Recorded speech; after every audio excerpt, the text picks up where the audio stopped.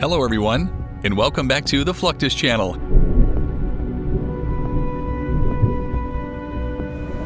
Hurricanes and cyclones can carry the potential of heavy damage to infrastructure and lives.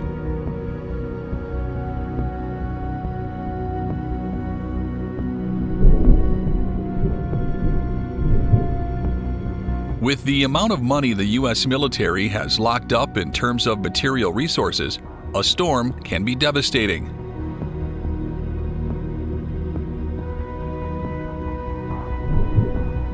Therefore, the U.S. military would rather leave an area where a hurricane is predicted to hit if possible. Hurricane Andrew in 1992 caused an estimated $480 million in damage to Florida's Homestead Air Force Base, which taught the military important lessons regarding storm readiness. Military facilities now implement comprehensive emergency management plans in the event of hurricanes. Either strengthened hangars or evacuation to inland sites are used for aircraft.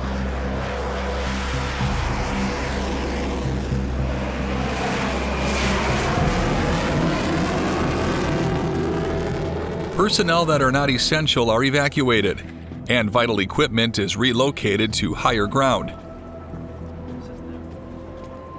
Emergency supplies are pre-stocked and backup power systems are put through testing. Emergency reaction teams are kept on standby, and vital communications equipment is moved or reinforced.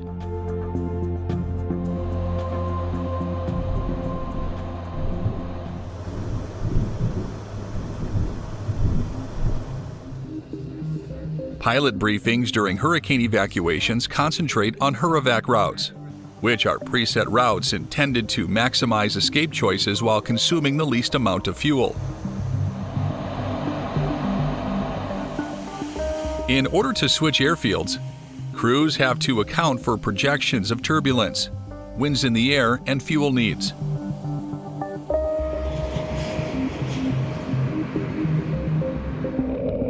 During hurricanes or tropical storms, aircraft evacuation decisions consider several criteria. The main factors to consider are the storm's anticipated route, intensity, and time of landfall. Base commanders evaluate which receiving facilities are best, taking into account ramp parking, maintenance support, available hangar capacity, and which can handle particular aircraft types.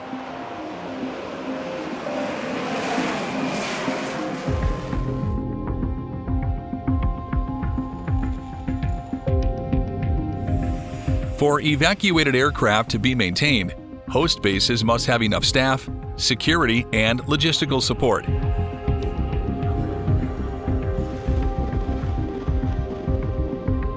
With tornadoes, military installations such as Air Force bases have almost no warning.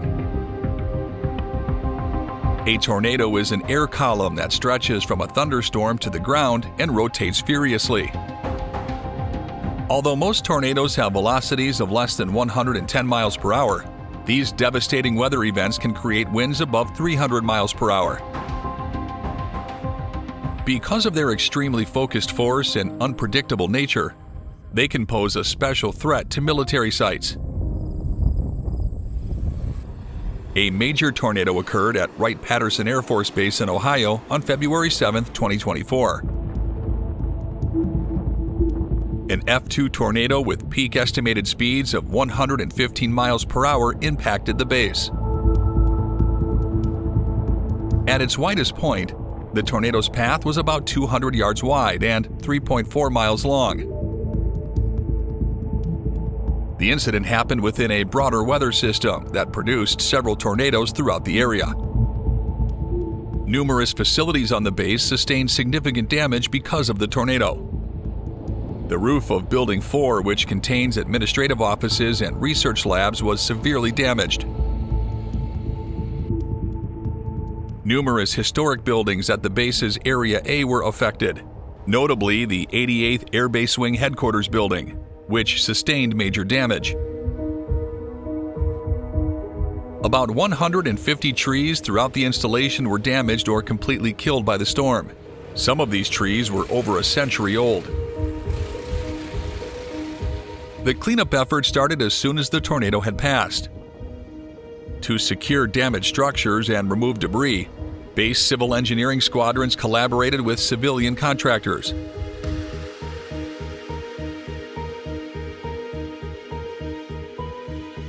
Many establishments experienced a brief power outage, necessitating generator support for vital functions. In order to organize recovery activities, the base set up an emergency operations center. Teams maintained critical mission capabilities while conducting thorough damage assessments.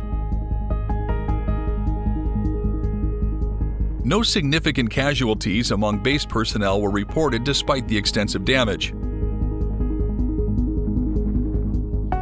To speed up repairs, especially for mission-critical facilities, the Air Force initiated emergency finance procedures. Hurricanes also affect the residents of an area, and the U.S. military is on hand to support them. Navy or Air Force helicopters often prove the vital role that military aircraft play in disaster response, like during Hurricane Harvey in 2017.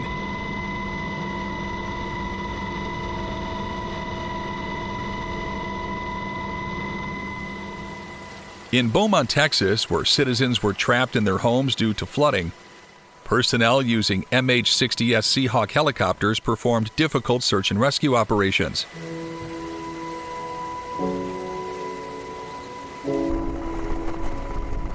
Hover managing in extreme weather, pilots maneuvered between trees and electrical lines. Helicopters carrying rescue swimmers were used to winch stranded residents from flooded areas and rooftops. During one of the deadliest natural disasters to hit Texas, these missions saved many lives.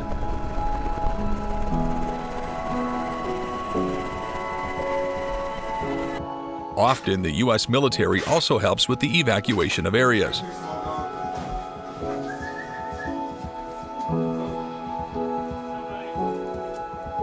The dual-role capabilities of military aviation and disaster response were proved by the 920th Rescue Wing during Hurricane Harvey and Hurricane Irma.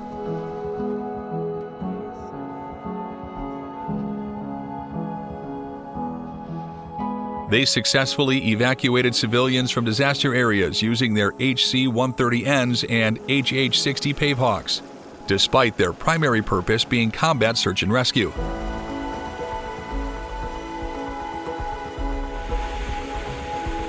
Between airborne refueling trips in Beaumont, personnel evacuated about 30 patients to Dallas.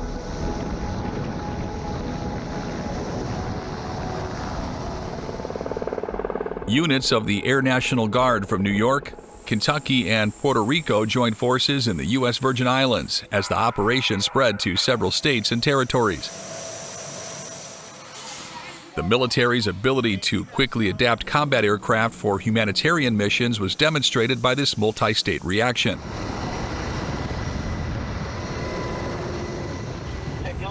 Another big issue for the United States Air Force is the role snow plays on their air bases. Regardless of the winter weather, air bases need to be operationally ready. Civil engineer squadrons work around the clock at sites like Dover Air Force Base in Delaware and Ramstein Air Base in Germany to maintain runway functionality during snowstorms.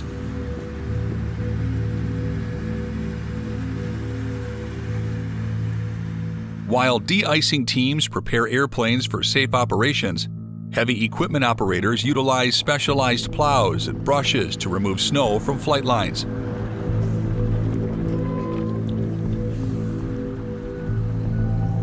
Because military aviation is mission critical, operations must continue even in the face of extreme weather.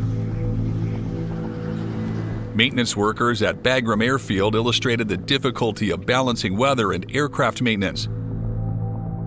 Personnel from the 455th EAMS continued vital maintenance on C-130 Super Hercules aircraft despite the severe snowfall. While specialists carried out necessary maintenance, de-icing vehicles worked alongside maintainers to remove hazardous ice buildup. Although the 5 inches of snow made for dangerous operating conditions, workers had to persevere through the bad weather since maintaining aircraft mission readiness was strategically crucial. To prevent cold weather injuries and guarantee appropriate maintenance standards, maintainers use specialist cold weather wear and equipment while adhering to stringent safety regulations.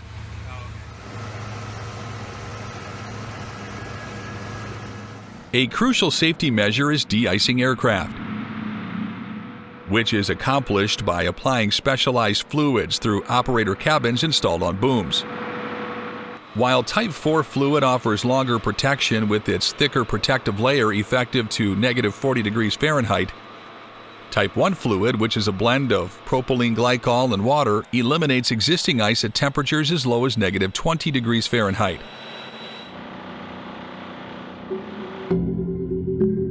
Ground crews drive specialized vehicles to apply heated de-icing treatments, carefully examining the wings and control surfaces.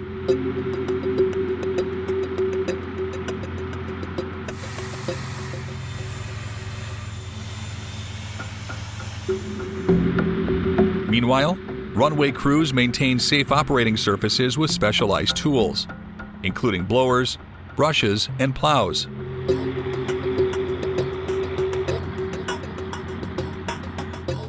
At the same time, friction measurement equipment monitors runway conditions during winter operations. An important development in runway safety evaluation for winter operations is the RT3 friction calculator.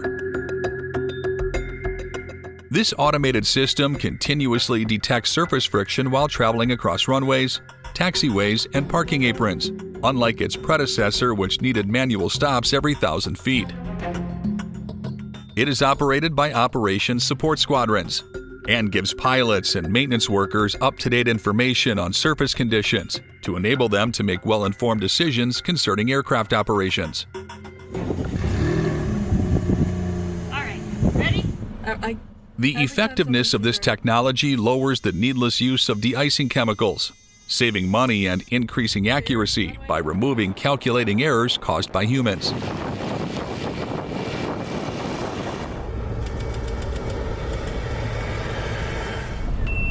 Yes! Nice! And it got worse as we went this way. That's good to know. The system, it calculates the friction of the different parts of the airfield, such as the runway and a mass parking apron, all the other taxiways and aprons, to be able to let the pilots and maintainers know how safe it is to tow or for an aircraft to take off. As seen at sites like Phoenix Airfield in Antarctica and RAF Lakenheath during snow squalls, winter aircraft takeoffs necessitate exact coordination between ground staff and pilots. While larger aircraft like C-17s require specific runway considerations, F-15s operating in snow circumstances require substantial pre-flight planning.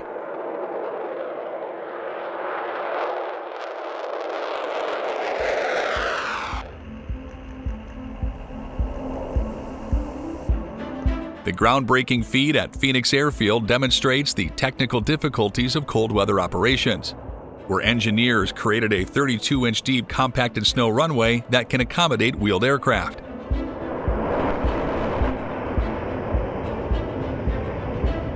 The runway can operate in harsh weather conditions all year round, thanks to its innovative design, which uses 160,000-pound rollers for snow compaction.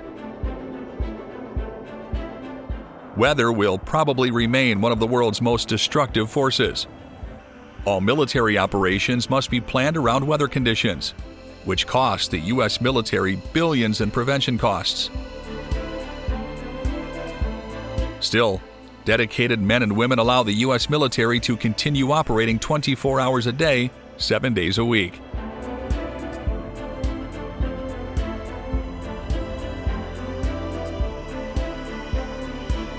That's the end of this video.